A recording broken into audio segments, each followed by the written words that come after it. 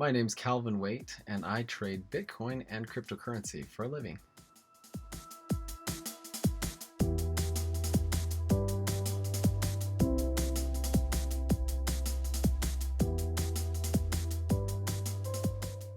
Hey, I just wanted to make a comment about yesterday's video.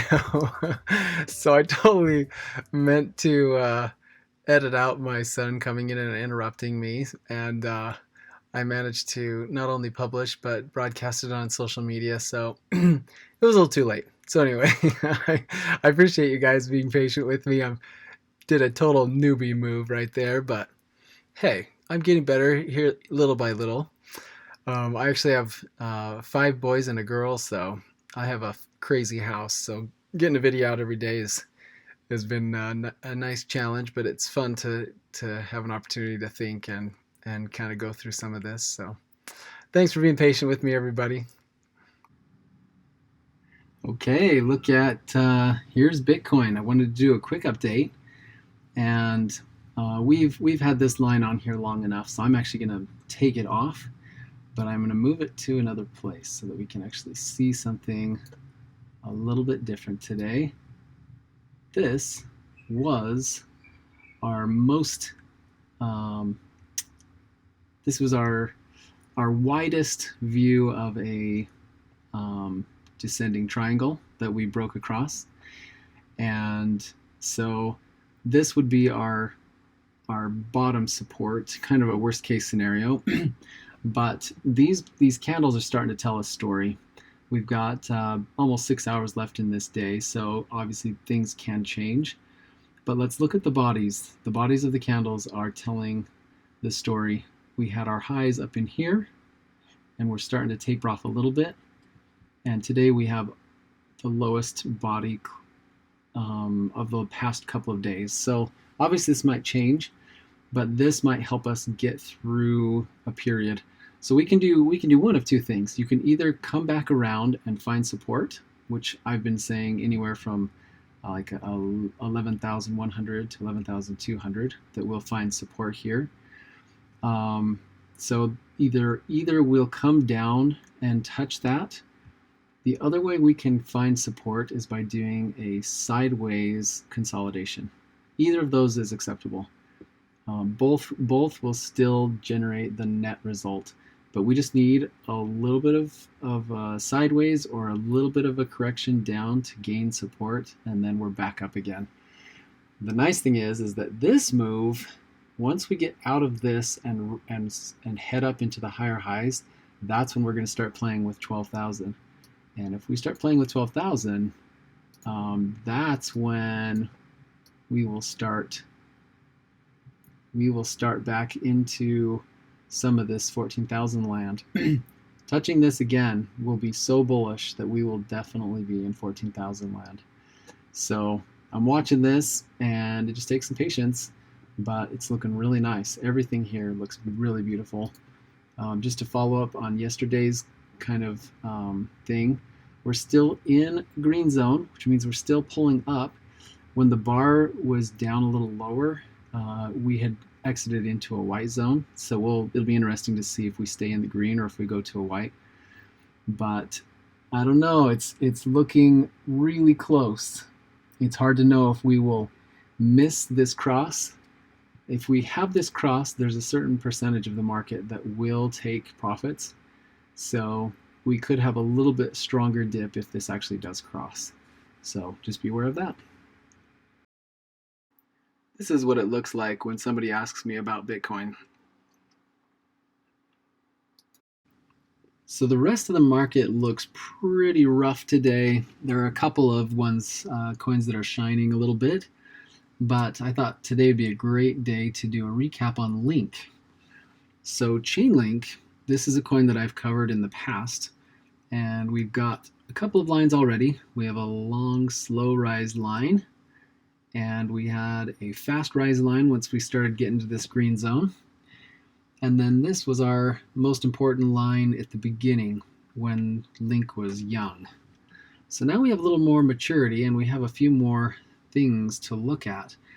The main thing I wanted to point out to you is that we have an awesome low here. We have a higher low. We have a higher low.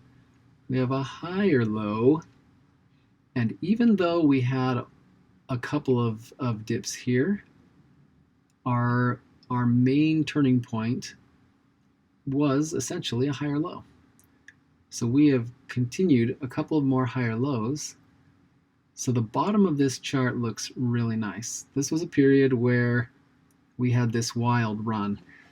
But what is interesting is it still followed a couple of trading rules. So if I zoom in a teeny bit, this high where we found resistance, it was attempted and then broke through. That resistance flipped to support here. And then when we revisited it, that's when we broke through.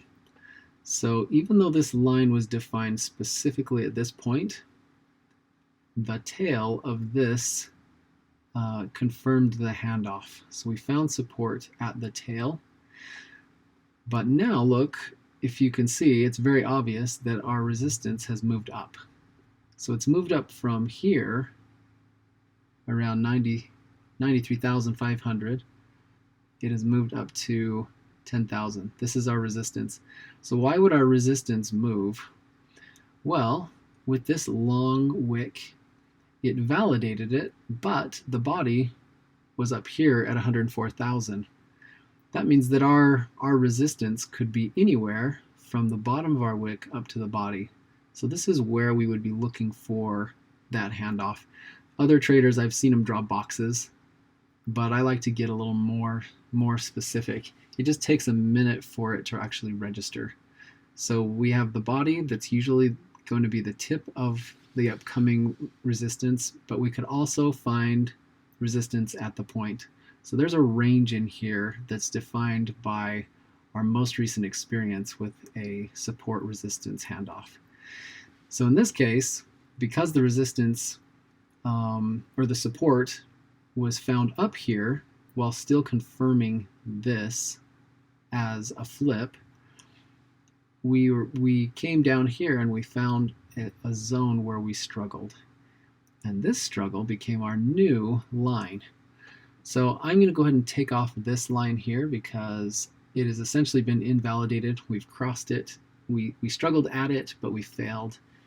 And this was almost an attempt, but this line is probably no longer in play. So I'm just going to go ahead and take it out now. But the play, or the line that is in play, that's new, started right here with these three bodies here. And so this has given us our resistance. The good news is, look at our support. Our support is gaining. Whenever you have increasing support and resistance that has been chopped away at and then attempted again, it's usually only a matter of time that we break this. So, full disclosure, I have taken another position in Link. I did close out a position at profit up here. When we exit the green zone, that's where we're looking for exits. And I found a sweet profitable exit. Then I waited. I'm seeing some good structure, so I'm back in. So if you're trading Link, I hope us all the best. When Bitcoin was created, anybody can download a Bitcoin full node. And this full node is this open ledger. And so by downloading this ledger, and by the way, the name of the ledger, they call it a blockchain. So the ledger is split up into, it has a history of all of the addresses, but the addresses are compiled into chunks, almost like a block of transactions. Each of these transactions is verified, and then they are submitted out to the world that, hey, this is a valid group of transactions. And those transactions represent movement of value from one address to another address. So that's essentially how these coins can be spent or used, because by sending them to another address, we're moving this around in these transactions, and everything gets it's a way of propagating and spreading around this the value. So then back to my original question about how wallets work. We don't need to look in a wallet to see how much money is there, because guess where the money is? Money is on the ledger. It's on the blockchain.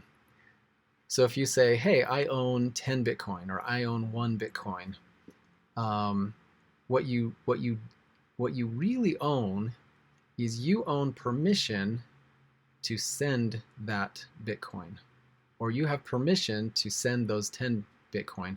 You don't actually have any Bitcoin. All the Bitcoin is everywhere. It is on everybody's computer. It's on everyone who's running a full node. Everyone that's running a full node, even the satellites there are a couple of satellites in space that have a full node running on them. So no one person holds any Bitcoin. It's all public, but what you do control is the ability to spend it. So this is easy for our generation, or for your generation, to understand, because every time you put in a password or you put in a PIN number, you are essentially saying, yeah, those funds are mine, and I've got the knowledge to gain access to that, and I'm gonna spend this in this manner, or I'm gonna log in and send money to here or transfer money here. And that password is essentially what makes the whole thing secure. It gets a little, there's a little bit more complexity to it, but I'm going to try to keep it a little bit simpler. So this, by having these wallets and this public address, this was sort of the concept of how to move this money around.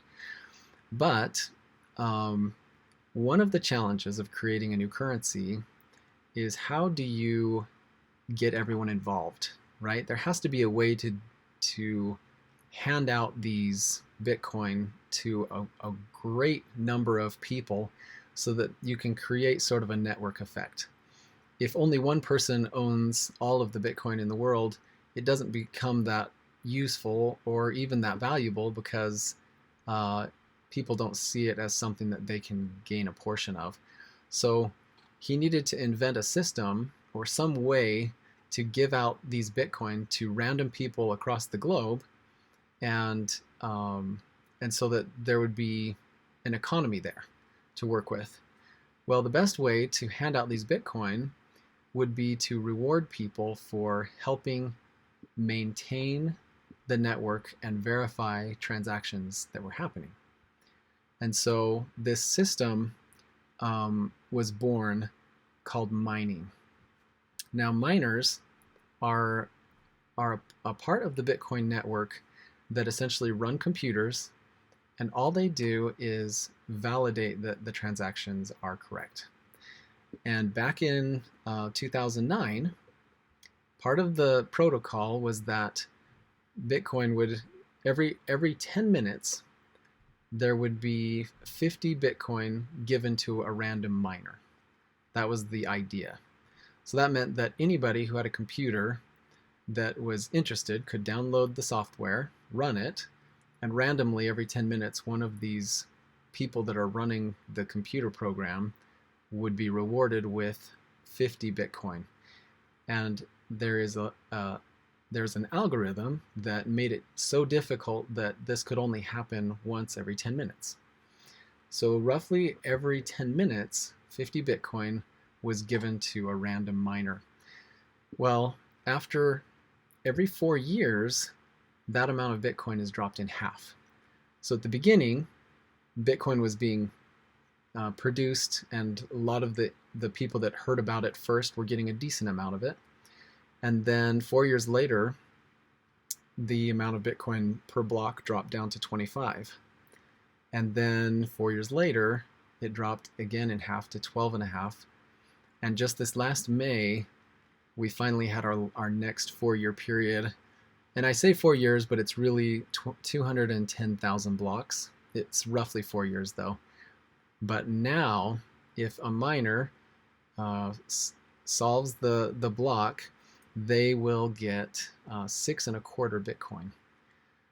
By doing this every 4 years, and doing this over a long period of time, it gives Bitcoin a natural limit of how many Bitcoin will ever exist. And so it turns out that there will only be 21 million Bitcoin that will ever exist. Hey, thanks for hanging on till the end of the video. If you liked anything I said, please support the channel by subscribing. If not, feel free to leave a comment and I'd be happy to take a look and make improvements to the channel so it'll be better next time. Hey, thanks.